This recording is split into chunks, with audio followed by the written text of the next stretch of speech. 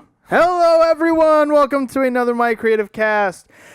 We have a great one for you today. We're going to talk about some video games, Daredevil, and we're going to have a top 5 Game of Thrones. There it is. But before we get to those articles, let's do the beer of the show. Vince, take it away. All right, so the beer of the show is another one by Jester King. Ooh, Jester King. As we had explored a few weeks back, we had Jester King, and it was delicious. So I got another one just because we liked it so much. It's called Simple Means. It's a farmhouse alt beer with smoked malt. Ooh. So straight from Texas, Austin, Texas. If you're ever in Austin, Texas, and want to check out a great brewery, I want to check out and you like farmhouse ales I like farmhouse ales. and sours. And sours. Actually, it's more like farmhouse ales and kind of traditional ales like that, I guess. But it's great. So check it out. Let's try it. Can we just live in Austin? It's a possibility. They got Franklin's. They got Yes. Jester King. Yes. They got ACL. Come on. This is a move. This is go right now. So we're stopping the podcast right now so we can pack up our bags and move the hell out of California. Just kidding. Hello and welcome from Austin, Texas. Salute. Cheers to everyone at home. Simple means? Simple Means. Ooh.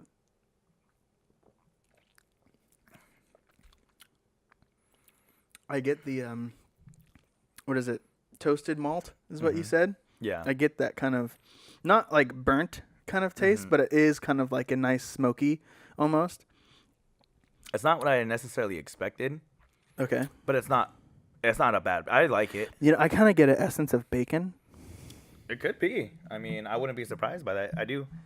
I get an essence of bacon. It's not like a typical like what we enjoy in terms of like a tart, but it's actually a good ale. It's different. It's not a typical one. It's savory. It's not Yeah, sweet. it's not savory. sweet, So it's maybe that's savory. why I'm getting a little taste of bacon, or I'm just hungry for bacon. Bacon. Quote of the day: "You have one life in this RPG. You need to make the most of it." Sounds about right. Sounds good. Yeah. Like cute. Thank you. That was my quote. Is it? Yeah, Oh. I thought of it. I thought of it earlier today. I was doing some life contemplating. I guess. And that came up, and I was like, "That's a really good quote." So I wrote it down. And I love that. That's my favorite quote, and I said it. Okay, so I said we were going to talk about Spider-Man, we're going to talk about Daredevil, and we're going to talk about Game of Thrones. So let's start with the first one, Spider-Man. PS4 Spider-Man came out a few weeks ago.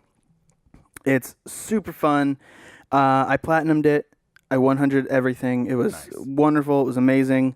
And this article from Polygon goes into the future of Spider-Man and the DLC, because they actually already announced 3 expansion kind of DLCs coming out.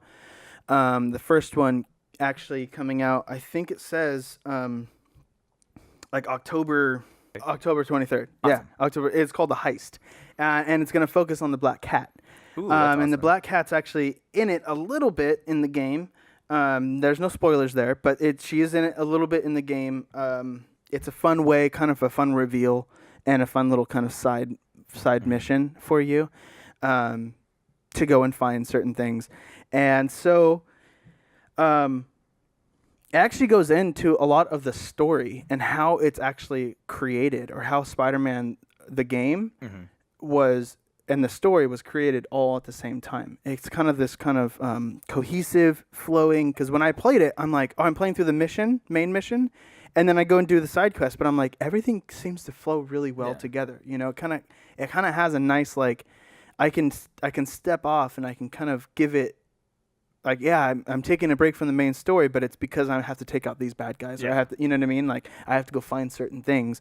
Now there's like a pigeon quest that's not really, but you're helping a homeless man named Howard find all his pigeons, and then you find out later on in the story, or from Howard's story, that the pigeons were actually his wife, and his wife had died of cancer.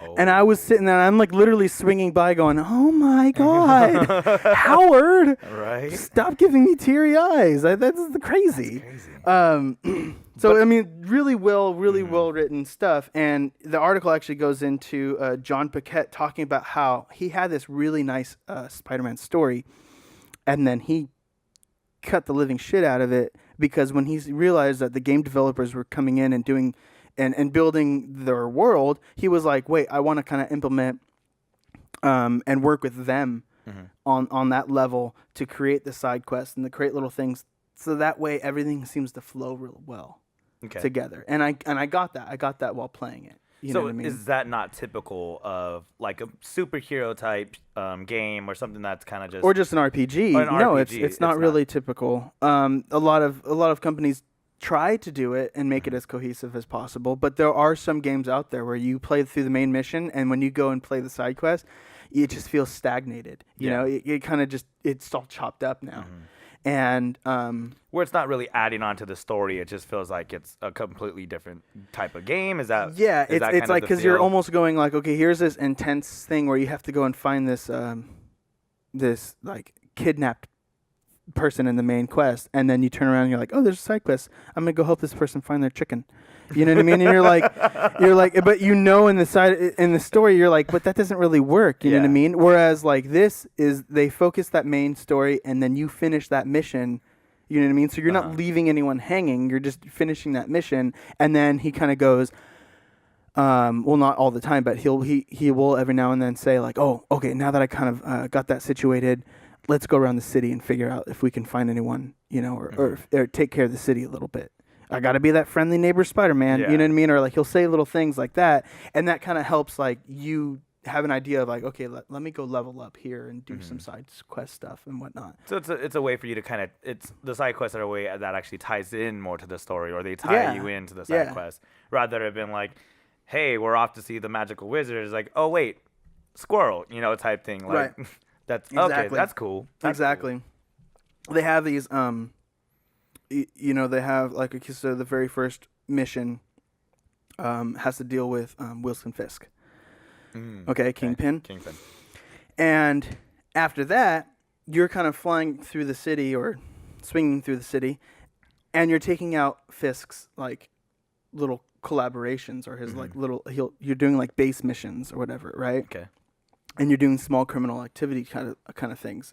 And then the demons are introduced, and now you're taking care of the demon activity that's around the city. So, and then like something else happens in the story, and now you're dealing with that thing too.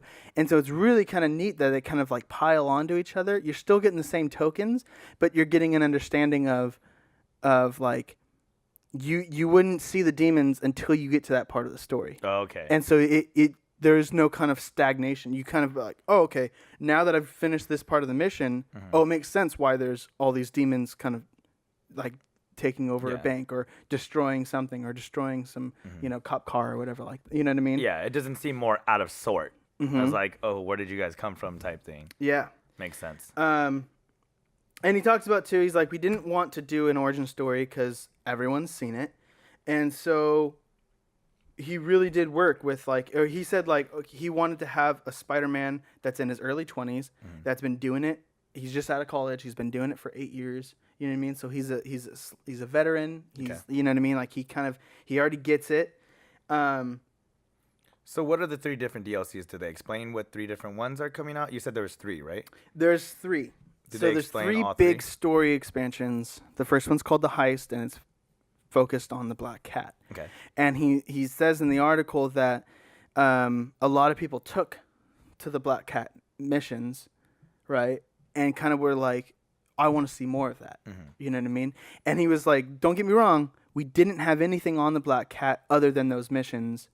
So this is based on feedback that we're getting. Yeah. You know, customer fan feedback of like, we really liked this, so let's go ahead and flesh out this character. We really want to flesh out this character for the DLC. So it wasn't like he already had the story and then he just scrapped it and now he's bringing it back in the DLC. It was like, no, this is all new, fresh material. And we listened to the fans, we listened to the focus groups, and we're like, okay, we want to We want to add this person in. It just seems like a fan favorite type of thing. Which is cool. Yeah. Which is cool that they're actually listening to their fan base. Super cool. And so the whole thing, the whole arc, all 3 DLCs are called The City That Never Sleeps. Okay. We only, as of right now, know the heist. And then after that, there's going to be one I think that drops in December, and then one that drops in like February, something like that. See, that's what I like about DLCs is that as soon as you kind of finish the game, there's something to look forward to more. So you've invested all this time, and now, great, like there's more content to it. Yeah. So it's good that game developers have that opportunity to actually do that Nowadays, yeah, definitely. Nowadays. So that's great. It works. And at the same time, it is kind of, it does hearken, at least for my busy schedule, it makes it hard for me to come back. Like Xenoblade Chronicles 2, I played the living shit out of that thing. I got 150 hours worth of gameplay, and I beat the game and leveled up my characters as far as possible. They just dropped the expansion, which I have, and I have been meaning to play. It's just I haven't gotten to it because it's like I have all these other games I'm already playing. Had that expansion come out right after I beat the game, I would have just continued playing the expansion. You know what I mean? I would have just continued playing all that stuff. But it was just like so it might be hard for me. Like this heist one doesn't seem that hard because it's coming out the 23rd. Cool. Yeah. You know what I mean?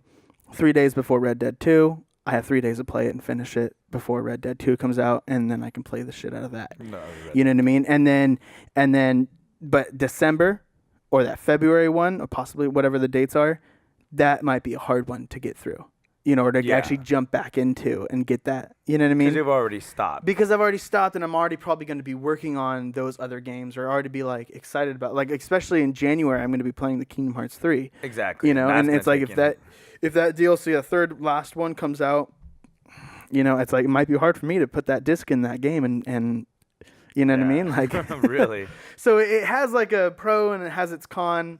The pro is that the story can continue, and the people that really love it and that really, really want to play it, they will throw it back in there and play it. Yeah. The ones that are like that get extra busy or that review games for a living, it's like it would be hard for them to get back into that when they're already reviewing so many other games too. Makes sense. Cool. Sounds amazing. But I'm excited for the heist for sure. Super Sounds hyped. Fantastic. Article 2 comes from IO9. And it's about a Daredevil Season 3 trailer. And it just dropped. And they're introducing a new villain into the trailer. If you haven't seen it, go watch it. It's on YouTube right now. By the time you guys watch this on this coming Friday is when it's going to drop on Netflix. And I will be binge watching the shit out of that as well. I'm super excited. I love Daredevil. I love Daredevil. And the Punisher. I mean, I didn't get into the other ones too much. But Daredevil, I got into a lot. And I think it's written really well. We've talked about we've riffed on that. And being excited about it. Yeah. So it's great that it's actually finally coming out. Matt Murdock and the actor who plays Matt Murdock does an amazing job. Yes. And really kind of just developing that character. So you want to see exactly where they're going to really go with it this time around. Because if you didn't watch The Defenders, spoiler alert, we don't know the status of where Matt Murdock is. Oh, okay. So. Should I fucking watch it then? Just watch it for that. Just watch it for that. But we don't know the status of where Matt Murdock is, and that's it. That's fun. We're kind of in the I don't know where he's at. That's fun because then you have the season 3 coming out, and that totally will have to answer it because it's all about him. I'm willing to bet the first one is going to focus on what's the other one's name? Fluffy. I forgot his name. It doesn't. You just said Fluffy. It's jacked up. Or Karen. It's going to focus on Karen too. What is his name? Murdoch and Kanan Murdoch? No. Foggy. I knew it started with an F. You said Fluffy. He's Fluffy. Fluffy. That's his name. Wait a minute. Fluffy. Do you think Punisher is going to make another cameo into the series, or do you think they're going to kind of stray away from using Punisher again? Oh, I think he's still in it. Okay. I don't know if he's going to be in Daredevil per se. Well, but I think they're making a season 2. Yeah, but I'm saying in this Daredevil series, do you think he makes a cameo in it, like Elektra did? I think so. Because Elektra's actually still she's in the Defenders as well. Oh, really? Yeah. So I don't know if he's gonna come up and maybe he's utilized for whatever reason, but we'll see. Okay, so just finished the Daredevil trailer. Completely blown away. Completely blown away. I'm super excited. That's what I mean. I like their writing. Mm-hmm. I hope for more cinematic type of scenes like we saw in the trailer with like he is almost at jail. You know what I mean? And the camera's moving in and out. Exactly, yeah. And showing off the different fight scenes, just like the hallway scene that they did in the first season. And the elevator scene in the second season. I think it was an elevator. Or is it a staircase? Staircase in the second season, elevator in the Defenders. Okay. It's the hallway scene in the first, staircase in the second, and now we have prison. Another type of hallway, you know.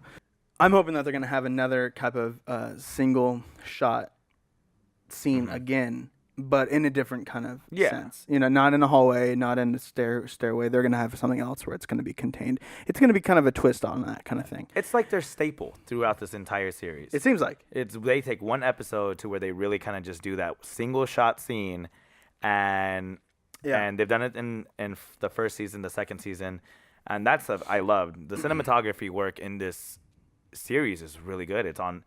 It's not on par. It's literally setting the bar for everything else that's on Netflix. Right. For anything else that's really just on TV, other than it's up there. It's up there in the sense of Game of Thrones and in terms of like a lot of the writing. I feel like it's up there in terms of just how much time they really put into it. Yeah, and I like how dark it's getting. Yeah. It's like you have Matt Murdock kind of slipping into that the only way to kind of defeat darkness is to become darkness type of thing. And then like while we were watching it, I was like, hey, why is he wearing just the black, like original get up in the first season? And then it's like it quickly answers that where it shows off, the two Daredevils facing off against each other. Yeah. And then you find out, well, no, that's that Daredevil, he can throw shit real well. Who is that? Exactly. We know it's Bullseye. We know it's Bullseye. And what's so funny is when you actually watch the trailer, and please do, because it reintroduces Wilson Fisk, who's the Kingpin. So you get to see him again, which is really exciting. But not only that, and he does a great job as Kingpin. Oh yeah, the character good. They developed in the first season was great. So it's gonna the actor just does so well. The actor does well, and so it's really gonna be great to see him again in that role and really take it to a whole nother level. And I really hope that I still feel sympathetic towards him. Yeah. Because that's empathy. What I felt. Yeah, that's what I felt towards, in the first season. I was just watching. I'm like, man, I kind of feel for this guy, but I know he's bad. Like, I want him to take that turn to where it's like, God, now it's just like, this guy's evil. Like, I really want him to take that turn to where it's like, you don't have any sympathy anymore. It's like, no, he's off his rockers. Yeah. But I want to go back into one of the scenes where they really pictured Daredevil as a vigilante. And I don't necessarily recall that being like a premise in any of the comic book series, which is kind of like just like it kind of seems like it's derived from Batman, that kind of way, to where they're making the Daredevil the bad guy, but what people don't know is that Bullseye is actually in that Daredevil costume. So he's the one that's actually creating all this havoc and putting this blame on Daredevil. So now it almost seems like Wilson Fisk has hired Daredevil or has hired Bullseye to don the mask and go wreak havoc.